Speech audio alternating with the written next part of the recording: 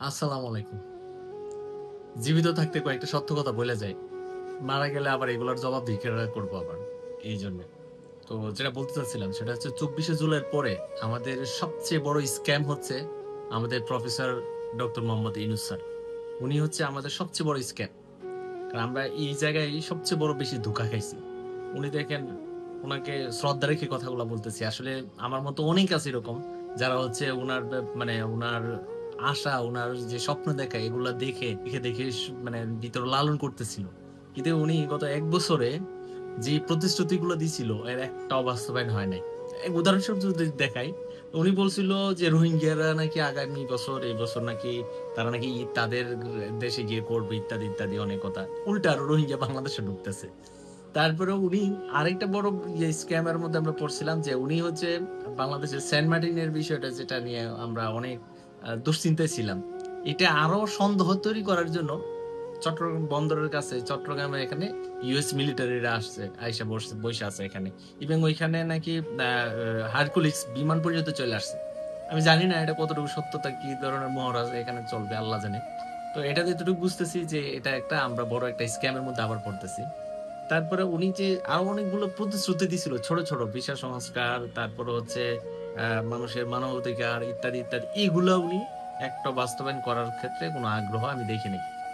আগ্রহের যে একটা লেভেল থাকে না? ওই লেভেলে উনি নাই। উনি কি আছে? উনি হচ্ছে যৌনকর্মীদের কিভাবে পুনর্বাসন করা যায় এটা নিয়ে উনি অনুদান দিচ্ছে। ওইখানে টাকা দিচ্ছে। কিন্তু ওইদিকে বিমান হামলায় ওইখানে বাচ্চা-কাচ্চারা যখন মারা গেছিল সবাই দেখছেন স্ট্যাটাস যদিও ডিলিট করে দিছে। ওইখানে উনি আবার স্ট্যাটাস দিছে ফান্ডিং এর জন্য।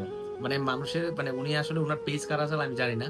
তবে উনারকে আমরা বিশ্বাস করে আমার কেন যেন মনে হচ্ছে আমরা অলমোস্ট 50% ডান। স্ক্যাম এর মধ্যে দিয়ে 50% চলে গেছে। এখন আর বাকি 50% সামনে আমরা দেখতে হবে যে উনি আর কি আমাদেরকে ধোঁকা দিবে। উনি উনার পার্সোনাল লাইফ থেকে বা উনার প্রফেশনাল জায়গা থেকে অনেক বিরাট কিছু হতে পারে। কিন্তু একজন নেতা হিসাবে উনি আসলে পারফেক্ট না আমাদের জন্য। আমাদের জন্য কেন পারফেক্ট না? আমাদের জাতিগতভাবে কিন্তু আমরা শৃঙ্খল জাতি না, অসভ্য জাতি। এদিক থেকেও তো একটা আছে। আবার উনি এই অসভ্য জাতিকে উনি শৃঙ্খলা শিখাইতে আসছে, সুন্দরভাবে বলতে আসছে, যার কারণে আমাদের কোন পরিবর্তন হচ্ছে না। যেই লাউ ওই কুদু, যেই দুর্নীতি, চুরি, বাটপারি, ঘুষ সব রয়ে গেছে। উনি এখন সামনে কি দেখাইবে আমি জানি না। তবে এটুক বুঝতেছি যে উনার যে যতগুলো প্রতিশ্রুতি ছিল, ভারতের সাথে যে চুক্তিগুলো ছিল এগুলা যে সামনে নিয়ে আসবে।